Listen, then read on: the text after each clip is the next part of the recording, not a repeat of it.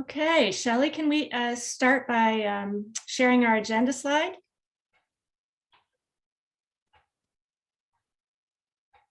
Great, thank you.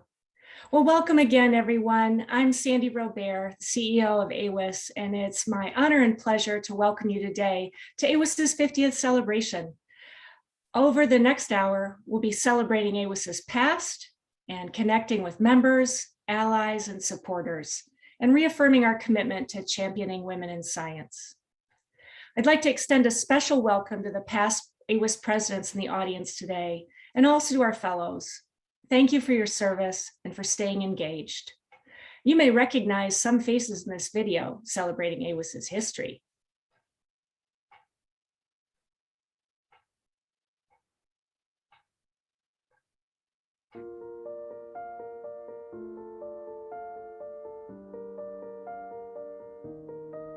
At a conference in 1971, a group of 35 women established the Association for Women in Science. They were frustrated with the bias, harassment, and injustice they had faced in their careers and began advocating for gender equity. As word spread, more women scientists sought to connect with one another. AWIS's membership grew along with its reputation and influence. AWIS representatives have been invited to speak at the United Nations, the White House, and Capitol Hill about the state of women in science and public policy. Over the years, AWIS has received many awards and grants related to research and programs that support the advancement of women in science. AWIS advocates for equitable policies in the areas of hiring, pay, advancement, awards, publishing, and patents. Gender inequities have been exacerbated by the pandemic and are even greater for women of color, disabled women, and those in the LGBTQ+ community.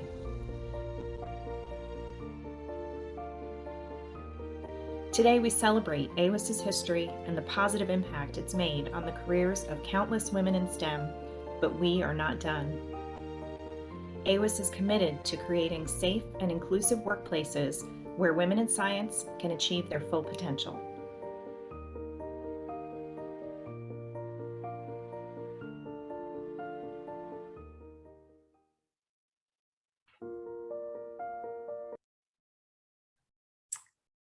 Well, as that video demonstrates, we've made a lot of progress in 50 years, but AWIS's mission of advocating for gender equity so that all women in science can achieve their full potential is still so relevant today. Our members often tell us that their professors asked them if they were in the wrong classroom or told them that they were not cut out for their chosen career. They reported being talked over in meetings or ignored, and then a man said the same thing and everyone agreed with him. They were intentionally excluded from meetings or emails altogether. Lab equipment was sabotaged, or they were left off of publication authorship and patents. Women are often paid less than men for the same job and advance less often than men due to the biases that are so ingrained that women and men alike perpetuate them. The challenges, as we know, are even greater for Black women, Indigenous women, Latinas, Asians, and other women of color who battle racial bias. Women with disabilities and members of the LGBTQ community face similar barriers. AWIS aims to break down the barriers to women's advancement in science. For example, we developed and maintain a library of anti-racist resources and partner with organizations and recommend evidence-based best practices for equity and inclusion. We engage in weekly public policy meetings with other science society leaders and the Society's Consortium on Sexual Harassment in STEM. We offer networking opportunities, training, and thousands of jobs on our Career Center. We also highlight our members to put a spotlight on their accomplishments, and thanks to many of you who we've celebrated in that way. We've given over 30 scholarships in the last decade alone, including a new career reentry category for women who've left the workforce for a period of 2 years. We analyze trends in the fields of science to offer actionable advice about how these apply to women scientists and the organizations where they work. We could not do this work without the support of our volunteer governance board, our chapter leaders and committees. Thanks to all of you for your passion and tireless support for our mission. Whether you give your time, your skills, funding, or all of the above, we're so very grateful. And to our members, we thank you for joining us on this journey. Your membership visibly demonstrates the demand for equitable policies and workplaces. You and your stories motivate AWIS to continue our work, to advocate for equity and demonstrate that women certainly do belong in science. And many thanks to our partners and donors for your generous support. Your continued commitment to AWIS is so impactful. We would like to invite everyone here today to consider donating to AWIS. Your support will continue to enable our valuable programming, scholarships, research, and advocacy, and help us enter the next half century stronger than ever. Visit awis.org/donate or use the QR code on your screen. You can specify in gift or in memory of someone or in their honor, and we will notify them or their family on your behalf. We accept credit card payments, stock gifts, checks, and even have a planned giving option if you're interested in leaving a legacy gift. And to double your impact, our site has a feature to check whether your organization offers matching gifts. Thank you in advance for joining us on this mission. If you have any questions or difficulties, please contact us at awis@awis.org. And now it's my pleasure to introduce Dr. Sue Wyndham-Bannister, President of AWIS. Sue?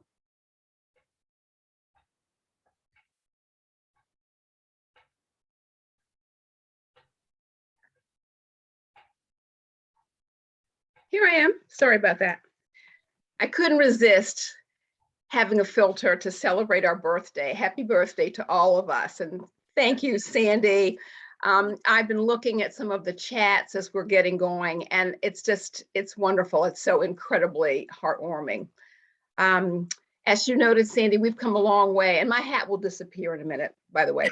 As you noted, we've come a long way since 1971, but there is still quite a lot of work to be done. And I want to assure all of you that we at AWIS remain just as committed to the key leadership role that we play in driving change for women in STEM as we did when we were founded in 1971. These activities are just as important today as they were 50 years ago, because women continue to be underrepresented in the STEM workforce. Only 28% of the science and engineering workforce are women, despite the fact that women earn 50% of STEM degrees. For the past 2 years, we've been living through a global pandemic, and it's affected all of us. People have lost family and friends. Some have lost jobs or income. Everyone has had their routines disrupted. We've seen many of our healthcare systems get overwhelmed. We have faced school closures and the closure of daycare centers, remote working conditions, and for some people, many months without a haircut. But we have learned during this time what was truly essential, and that is comfy clothes are essential. Haircuts are not essential. We're rebounding from this terrible pandemic through innovation. And it has always been the case that unprecedented challenges lead to unprecedented innovation. And we know that innovation is accelerated by the presence of women and the contributions of women. This has been proven time and time again. During the COVID-19 pandemic, a record number of women have been on the forefront of the innovations that are leading us out of these tough times. Women have contributed significantly to perhaps the greatest innovation associated with this pandemic, and that is the development and the distribution of a vaccine for COVID-19. But still, compared to our male counterparts, and despite our contributions, far more women in STEM fields have had to leave the workforce or have experienced career setbacks during the pandemic. Why are women in STEM so important? Why does diversity in the science workforce matter? Why is the work at AWIS still so critical 50 years from the time that we were founded? Why is it critical that we attract and retain women in science? Our keynote speaker is going to share her insights. So it's my honor to introduce Dr. Marie Bernard. Dr. Bernard is the Chief Officer for Scientific Workforce Diversity at the National Institutes of Health. In this role, she leads NIH's Scientific Workforce Diversity. Dr. Bernard also co-leads NIH's Unite initiative to end structural racism.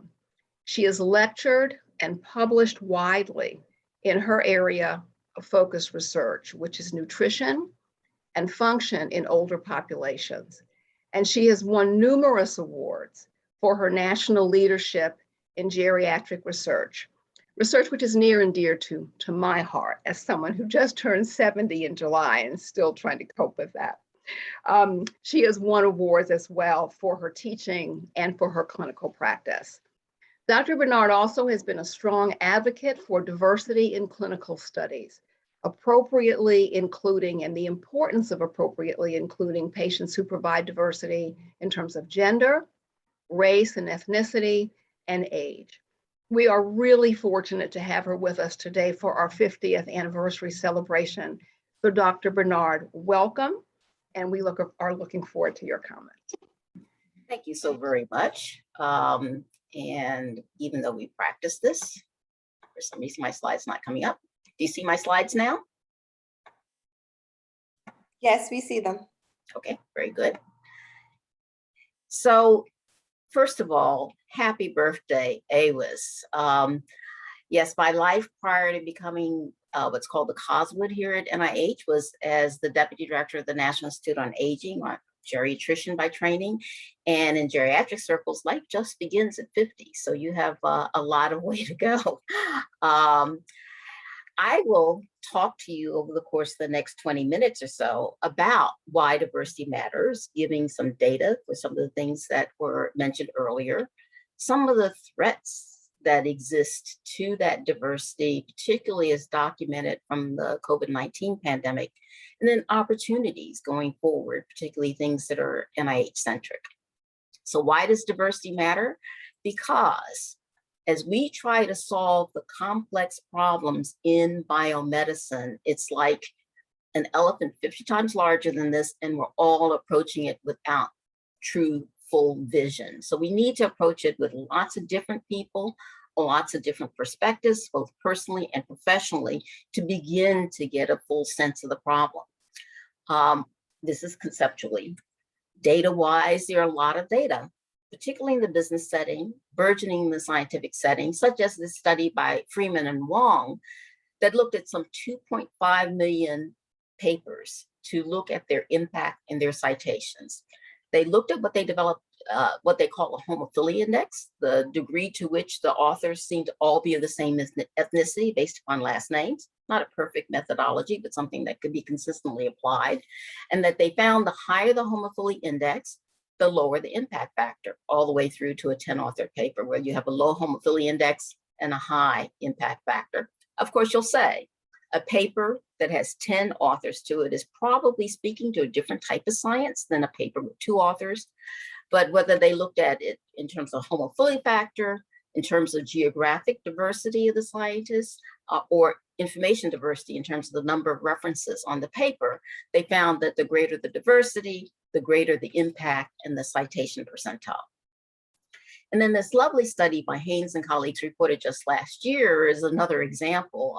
They were looking at birdsong in a particular species. And this was an area of science that was dominated by males. And they had a prevailing paradigm as to what birdsong was all about. However, as there were more female scientists who went into the field, it was determined that that paradigm was not correct, that there were gender-based differences in birdsong because the women were looking at the female birds.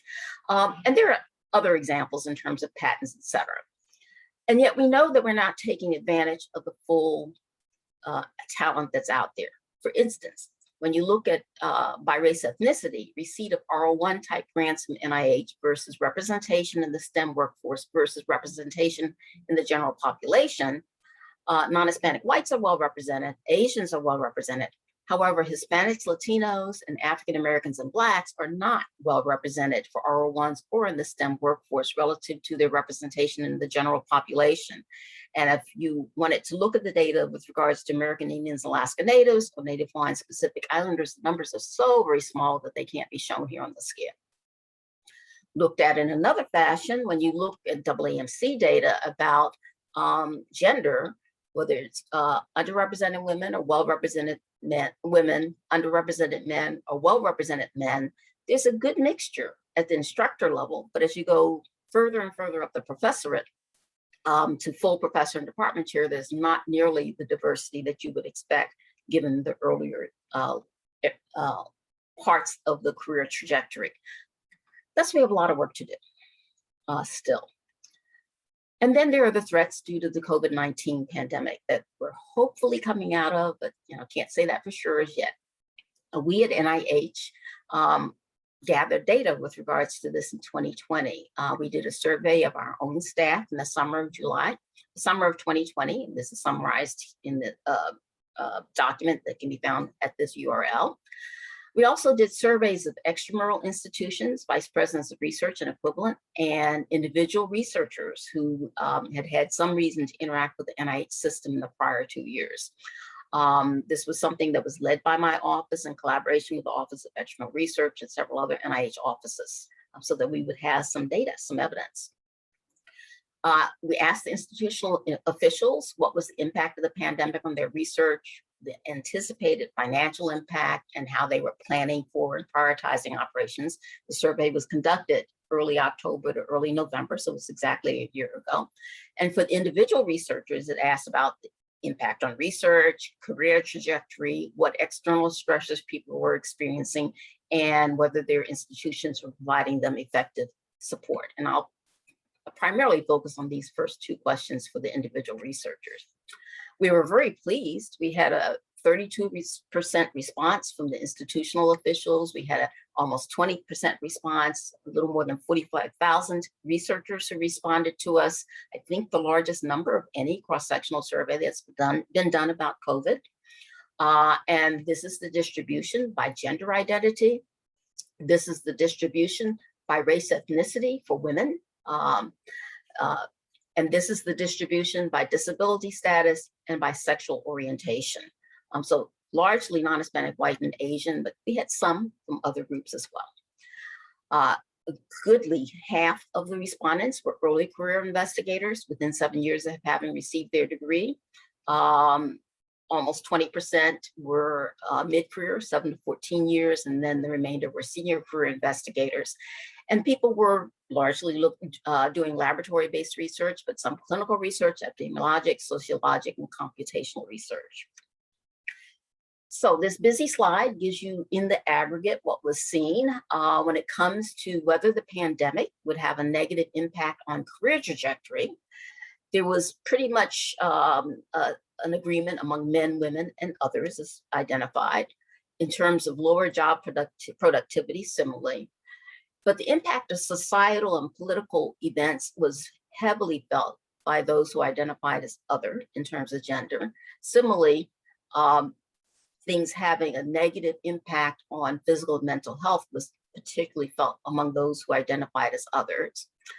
In terms of caretaking, making it substantially more difficult to be productive, women, more so than men and others.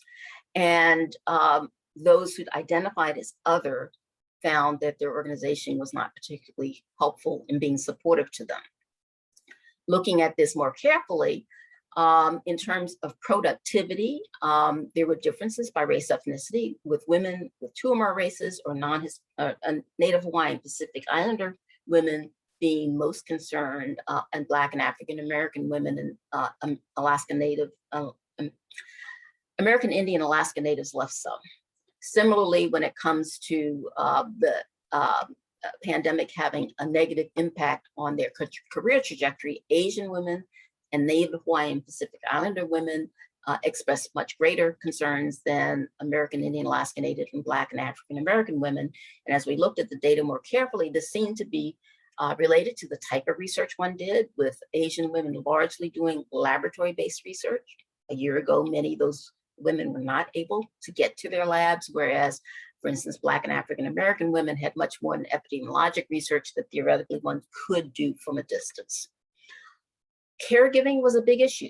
And women, more so than men, found that caregiving made it substantially more difficult to complete their work and had a negative impact on mental and physical health, although men and women similarly anticipated that would have a negative impact on their career trajectory.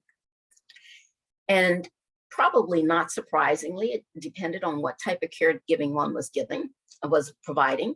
You see here in the dark bar, care for young children, middle bar, care for school-age children, lower bar, care for older adults or someone who's ill or disabled.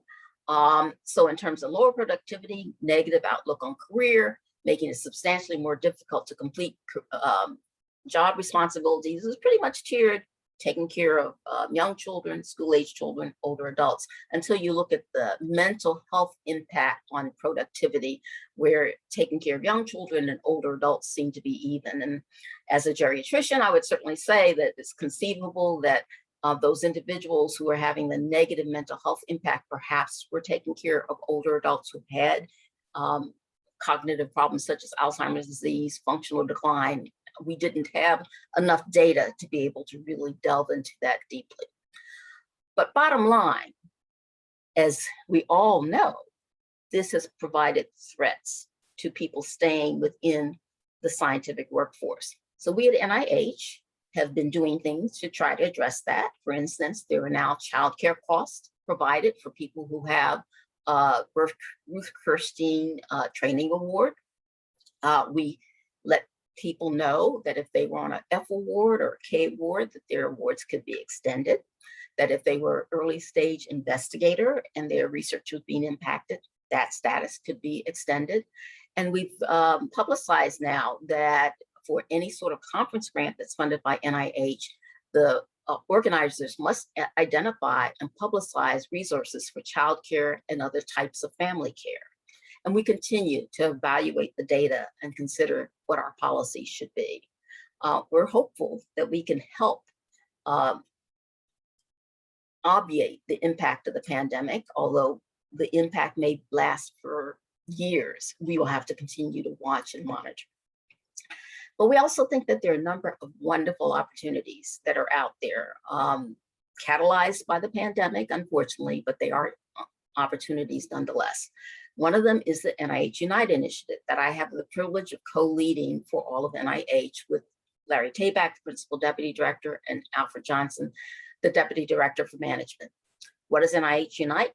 It's an initiative that was brought about by the events early in the pandemic, where we saw great disparities in morbidity and mortality by race, ethnicity. And then we all saw the videotaped murder of George Floyd, along with multiple other murders around the time. It led to a series of intense discussions of NIH leadership, all of the institute and center directors, and input from internal groups at NIH, some of self-assembled NIH groups, that led to a shared commitment that we needed to address structural racism, that we could not allow this pivotal moment to pass.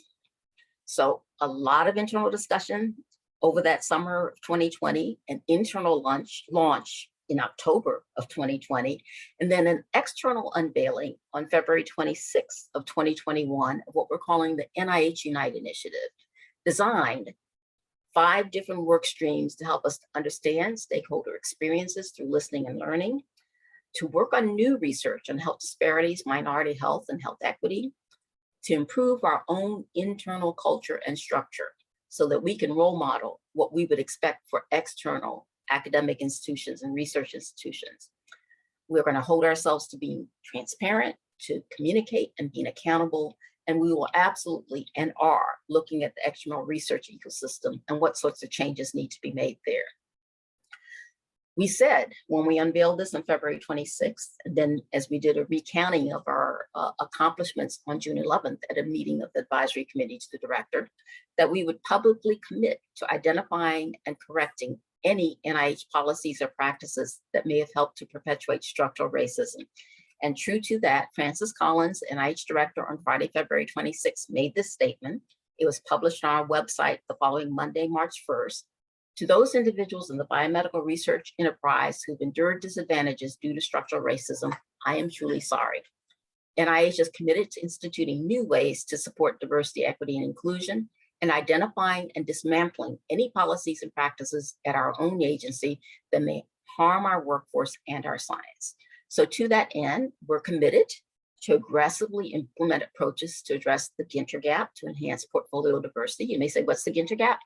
It's a persistent disadvantage that Donna Ginter and colleagues were able to demonstrate and publish in Science in 2011 by race ethnicity for African American and Black scientists in particular. Their initial analysis seemed to be across the board for underrepresented racial ethnic groups, but when you control for all sorts of factors, there was this persistent disadvantage for African Americans and Blacks. And in fact, that's how this position that I'm currently in was developed. The Chief Officer for Scientific Workforce Diversity was developed. Dr. Hannah Valentine from Stanford was the first Coswood. She began gathering data when she arrived in 2014. She had an interim report out to the advisory committee in 2018. This is what I presented to the advisory committee in 2020. And we see that there is a trend of things getting better. More African American and Blacks applicants for R01 equivalent grants between 2013 and 2020. More Hispanic applicants. Unfortunately, you can't even see the bar for American Indian and Alaska Natives, nor for Native Hawaiian and Pacific Islanders. But in terms of success rate, also some improvements, although still a gap. Still, we're very concerned that the numbers are very small, and we're working on that. We also said that we would launch a multi-phase, tiered, and integrated common fund initiative to address transformative health disparities research. And sure enough, that got released a month later, and the 11 awards were announced October 13th. 6 for just general transformative research, 5 for transformative research at minority serving institutions, and this will be reissued again in fiscal year 22.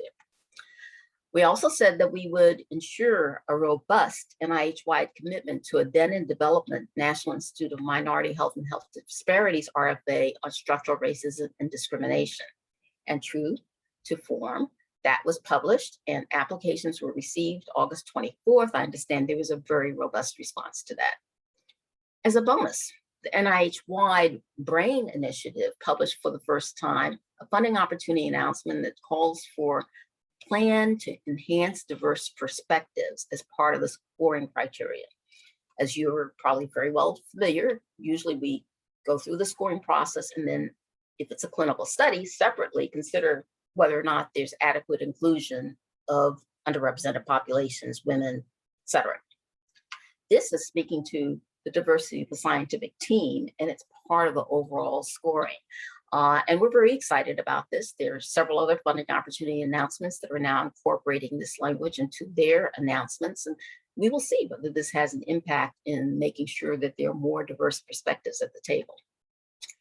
And we said that we would develop a sustainable process to systematically gather and make public the demographics of our internal and external workforce. To that end, the Office of Extramural Research, now on their data book, has data about the scientists who we support by race, ethnicity, and disability status on top of the previously available data by gender and career stage.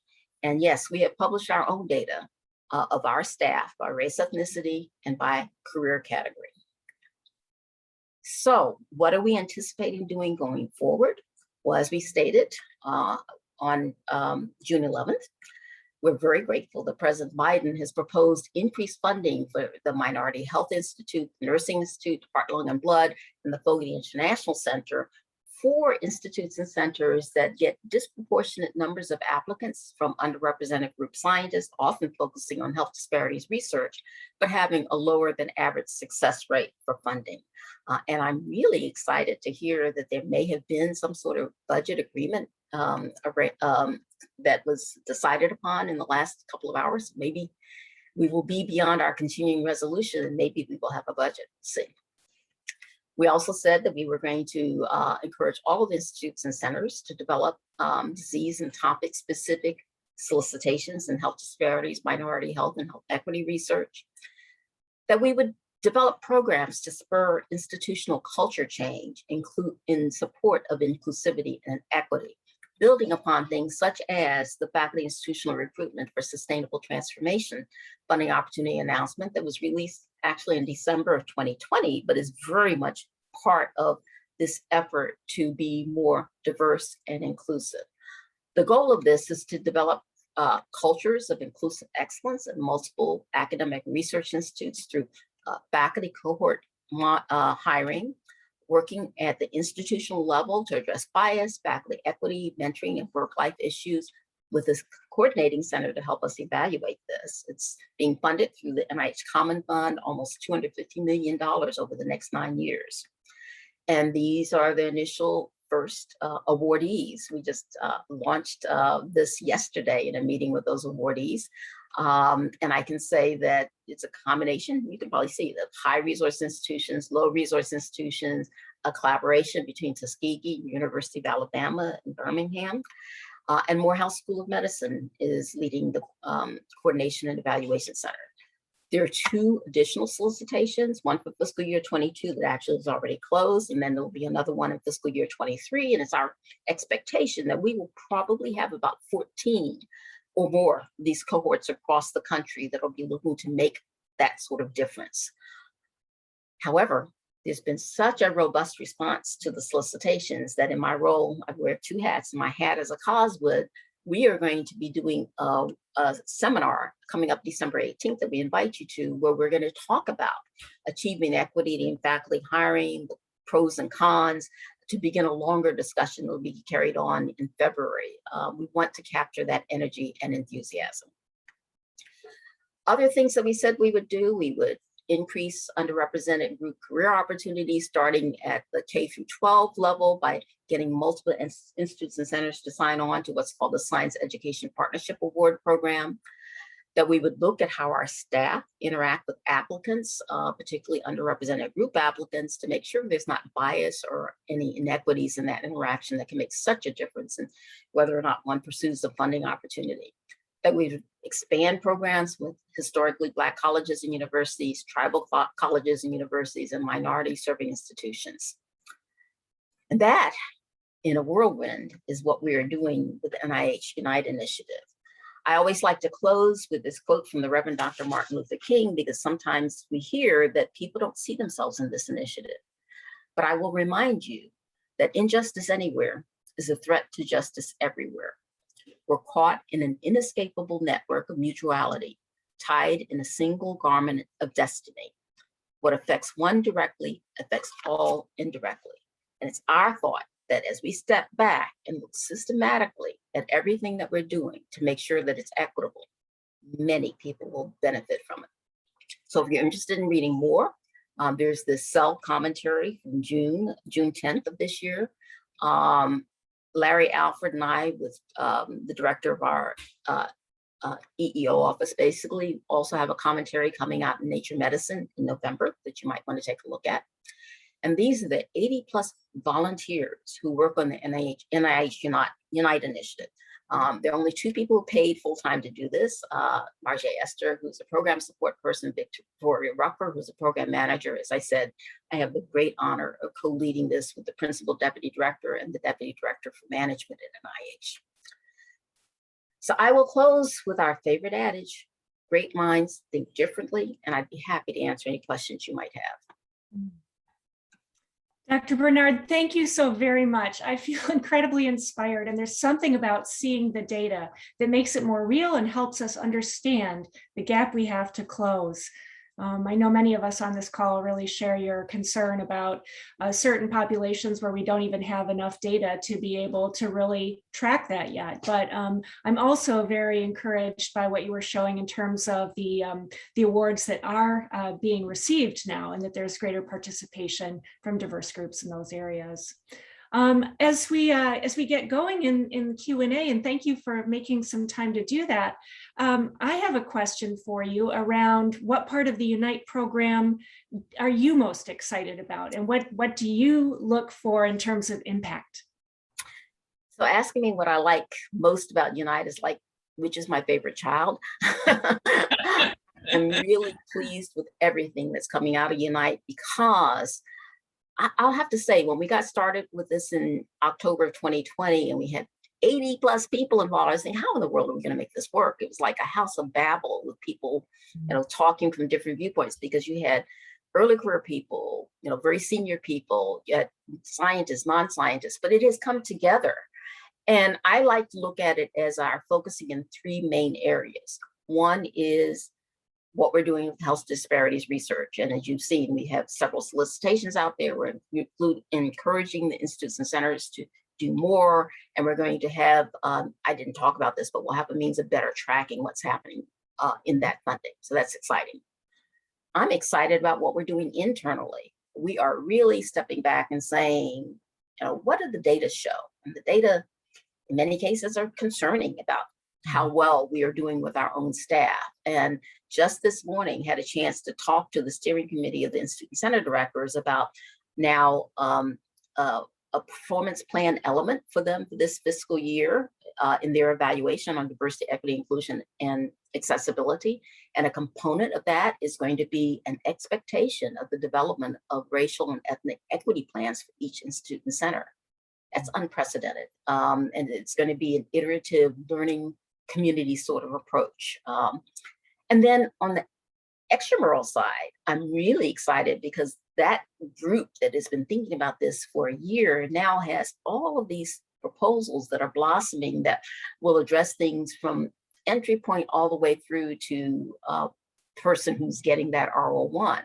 So there's a lot of momentum here, and it's just very exciting time to be at NIH, I think.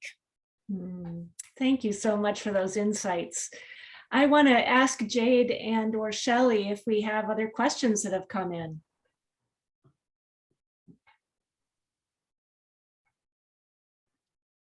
None that I have seen right now, but there are so many comments coming in quickly that it's hard to keep track.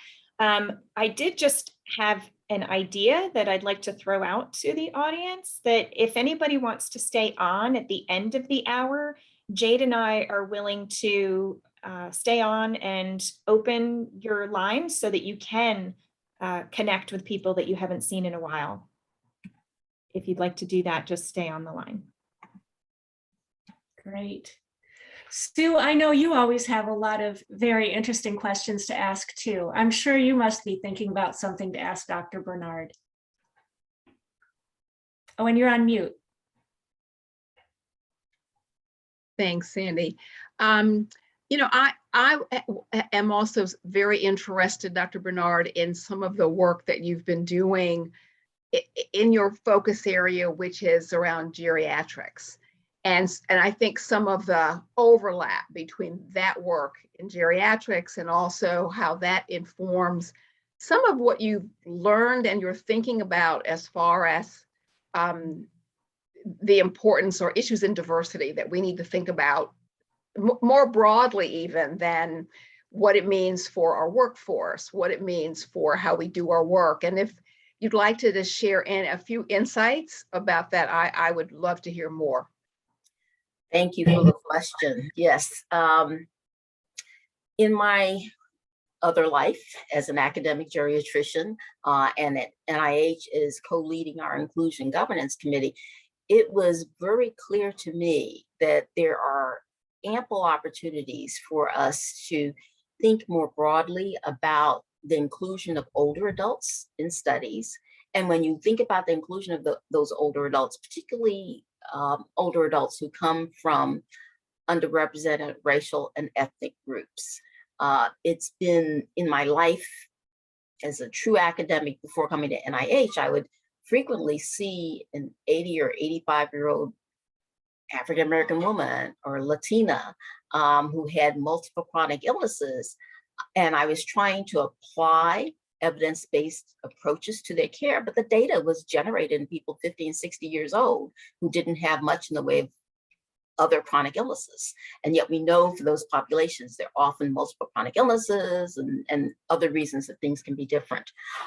We have the really not so great example of aducanumab, the drug that was recently approved, the very first drug for Alzheimer's. It's an amyloid reducing drug, but when you look at the data, and it's not our data, it was the pharmaceutical company's data, 89% of the participants were non-Hispanic white, 9% were Asian, 2% other, and yet you look at the data about who has the highest prevalence of Alzheimer's type dementia. It's African Americans and Blacks and Hispanics, Latinos. So it's just very clear that we really need to be thinking about having a broader group of people at the table, going out to do the recruitment, a broader group of people at the table, even designing the studies.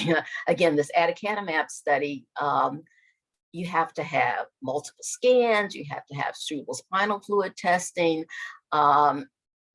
Was there enough thought given to accessibility of that for various populations? So there are lots of opportunities, and we're working on doing better along those lines. One of the things I've been very encouraged by is the recent statement by the New England Journal of Medicine that they will not publish a clinical study unless there are data that show the demographics of the population that's impacted by that particular illness alongside the demographics of the people who were involved in the study. I think that's going to modify behavior along with the policies that we've put in place at NIH about inclusion by gender, race, ethnicity, and age. But there's a lot of work yet to be done.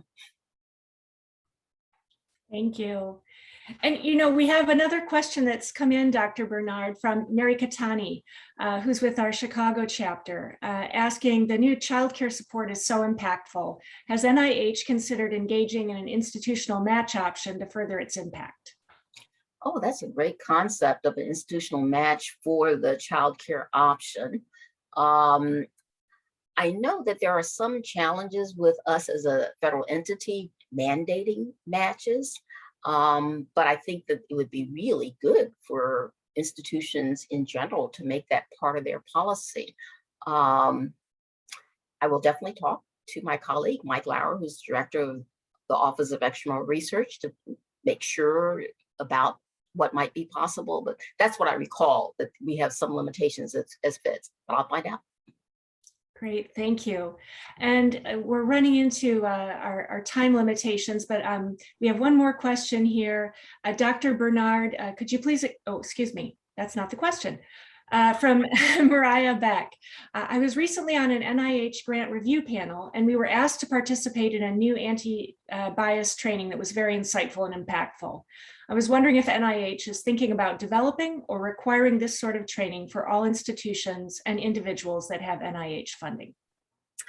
Thank you for asking about that. We were involved with our colleagues at the Center for Scientific Review in developing that, and it is the vision for the Center for Scientific Review that will be part of the training of every peer review panel. I can say that last fiscal year, every one of the 47,000 employees at NIH also went through mandatory implicit bias training. And we are thinking in a holistic fashion about how we make this as impactful as possible. Another one of our scientific workforce diversity seminars just last month was on, is implicit bias training effective ? Because the literature shows that making it a mandatory training can sometimes backfire, but having it tailored specifically to the situation, such as when you're going to be a peer reviewer or as you're getting a search process started, can be very impactful. We do routinely provide implicit bias training in my office for every search that's going on at NIH, and we will soon have on our website available for free for anyone the virtual implicit bias training that the NIH employees went through during fiscal year 21. So you can see more of it. Great. Thank you so much for sharing those resources, Dr. Bernard. And thank you again for sharing your time with us today.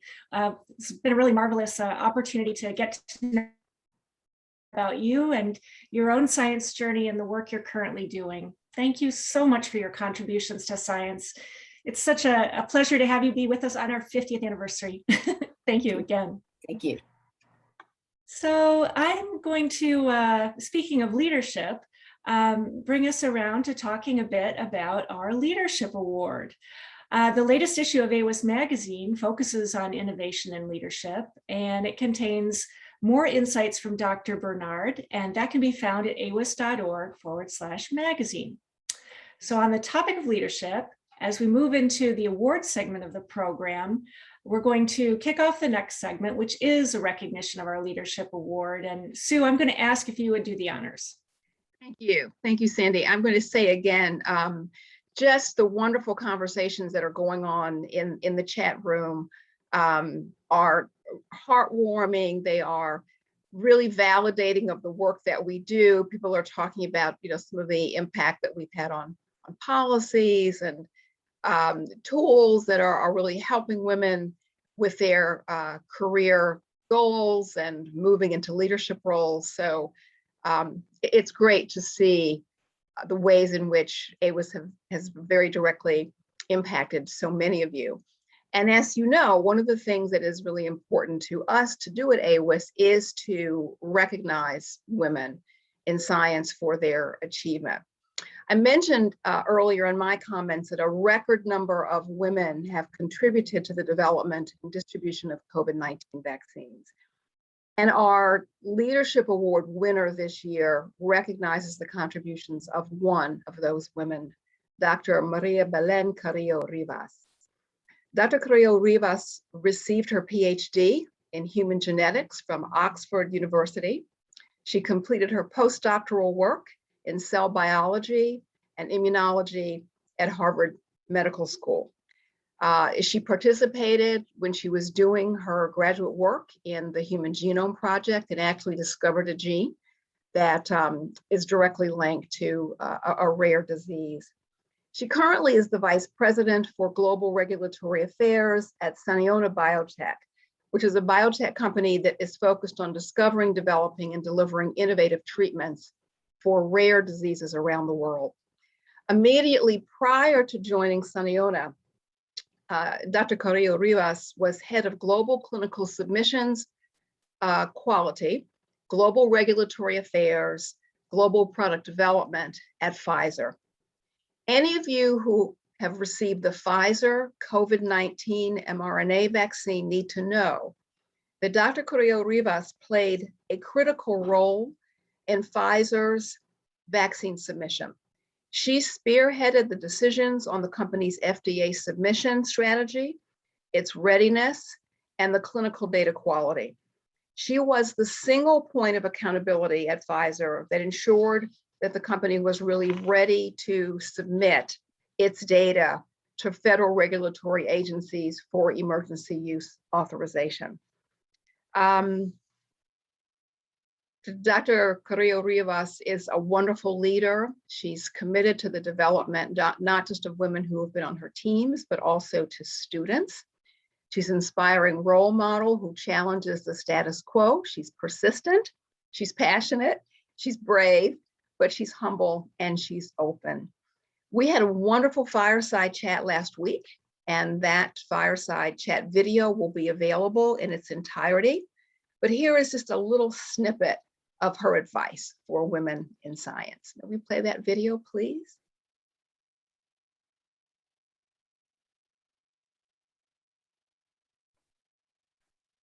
Say that the future rewards to those who persist. In my experience, it's all about perseverance. I would advise never stop believing in the power of your ideas, your creativity, and your hard work to make a difference. As I previously mentioned, it's important to reflect on failures, learn from them, and it's also relevant to remain open to the learning process of, the persistency of pursuing and identified opportunities that can get you where you want to be in your career. I advise not to settle for what you already know. Be curious, keep exploring, keep dreaming, because we really need people that think outside of the box. Such as individuals are the most likely to help us succeed in our pursuit to deliver breakthrough medicines to patients. I have learned that to improve the chances of success, we must adjust to the evolving environment. As Darwin said, it's not the strongest of the species that survives, nor the most intelligent that survives. It is the one that is the most adaptable to change. And you know, it's true today. And I want to touch on mentorship.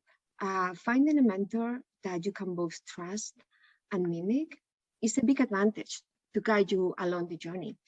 I would also say to a younger version of myself to never underestimate the power of building your network as soon as possible and establishing good relationship with your colleagues, because those can be very helpful down the road. In my own experience, I felt that the power of an internship, you know, it was worth highlighting because it helps you discover something that you didn't know about yourself. And it's also a very good tool to explore new fields that you may want to learn about. And I guess last but not least, keep humility and grace. I am very grateful to AWIS for this award. This is simply one of the most important moments of my professional career, so thank you. I really hope that you will watch the full chat. It was really wonderful. So let me say again, without ado, it really has been my great pleasure to present the AWIS 2021 Leadership Award to Dr. Maria Belén Carrillo Rivas. Congratulations to you, and thank you from all of us for your role in bringing the world the Pfizer COVID-19 vaccine.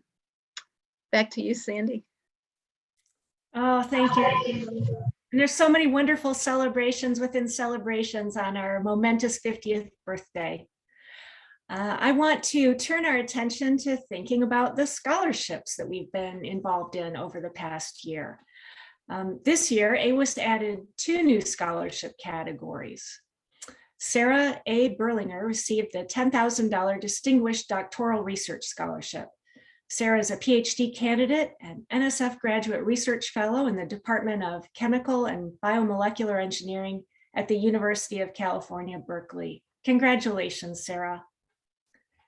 AWIS has also awarded 2 reentry scholarships valued at $2,500 each. And again, these go to women who have gone away from science and then are coming back into their professions.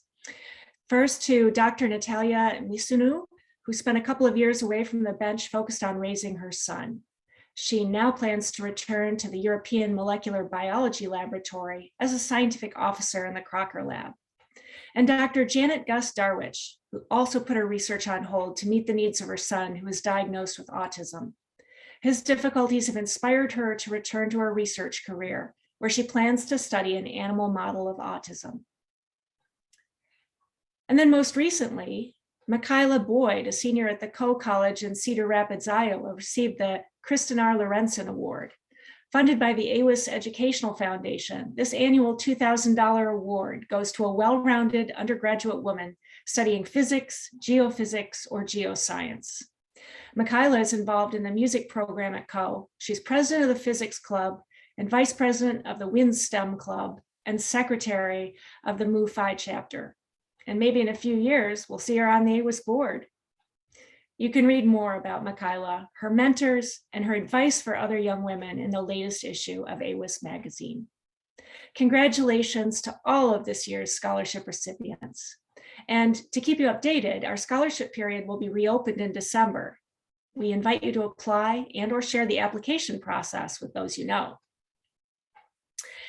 And now let's move to celebrating our chapters and those who have won the Shooting Star Awards. These annual awards recognize AWIS chapters that go above and beyond to advance the AWIS mission. In the past, the award came with a badge and bragging rights, but this year we added a $600 monetary grant for each of the qualifying chapters. And here they are and a little about what they've achieved. The AWIS East Bay, California chapter expanded their virtual programming options, made them free of charge, and increased participation and connection during the pandemic. The AWIS Palo Alto chapter successfully expanded their strategic alliances with a variety of small and large industry partners in Silicon Valley. And the AWIS Massachusetts chapter advocated for the wage transparency bill by attending a hearing and contacting state senators and representatives. The AWIS Notre Dame chapter assembled take-home science kits for students and provided feedback to local high schoolers on their science projects and presentations. And the AWIS Gulf Coast Houston chapter facilitated a virtual career development seminar series with influential STEM speakers across various industries to share their professional journeys. Chapters recently submitted their annual reports, and the chapter advisory committee will announce the 2021 winners early next year, so stay tuned. Well, we've come to the end of our program, and I think we could all agree that it's very clear that there are many talented women scientists driven to change the status quo, discover what's next, and make this world a better place for all of us. Thanks to each of you for your curiosity, bravery, and perseverance. Your path may not have been easy to follow, and it may not have been smooth, but know that you don't walk it alone. The AWIS community is here to support you. And if you're not a member of AWIS, I invite you to join. It's an investment in yourself and an incredible opportunity to network, gain new skills, and make friends. We recently added affordable student and early career dues levels to reduce the barriers to participation. AWIS membership is also a vote for equity. We invite you to stand with us and join our mission. Follow us on social media, like and share our content, and spread the word. The more people become aware of the biases that exist, the more that they can work together with us to help dismantle them. We're so excited about this next chapter for AWIS. If you're interested in participating and helping to set the strategic direction for AWIS, we're currently in the process of identifying 5 to 7 directors to complement our board. There's information about how to sign up and apply at awis.org/volunteer. But act quickly. Our deadline is approaching, and we need you to get your feedback into us soon. Thank you for attending today. And many thanks again to Dr. Bernard for sharing her insights with our audience. Well, we're out of time, but we'd very much like to hear your questions, comments, and feedback. So please feel free to email us at awis@awis.org. Sue, any closing remarks before we say goodbye today? I would like to just say on behalf of the board, thank you to all of you. We are here to do work on your behalf, but we are here because of you. So thank you to the members. Thank you especially to all of the chapters who've been working so hard. Together, we're going to continue and we're going to make a difference. It was a great program today. Sandy, thanks to you and the team. And have a great day and happy birthday to us. Happy birthday indeed. Many thanks all, and a recorded version of this presentation will be available. Stay tuned to our social media for more. Bye for now, and happy birthday, AWIS.